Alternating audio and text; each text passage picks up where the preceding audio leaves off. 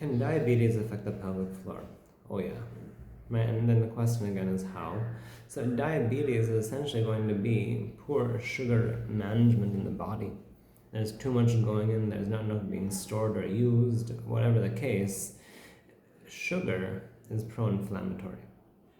The sugar binds to proteins in circulation throughout the vascular system and deposits anywhere it likes. Now, if it deposits inside a blood vessel, and that blood vessel happens to be inside the heart, you could have a heart attack. If it deposits in a blood vessel that's in the brain, you could have a stroke. If it deposits in the blood vessels of the feet, you might get an ulcer. If it deposits in the muscles, if these advanced glycation end products attached to muscles, the most common thing we see with diabetics is a frozen shoulder or periarthritis. But pelvic floor dysfunction, pelvic floor pain is also a possibility. The sugar is being stuck all over the place. It just gets stuck in the areas that are the most dependent or most compromised.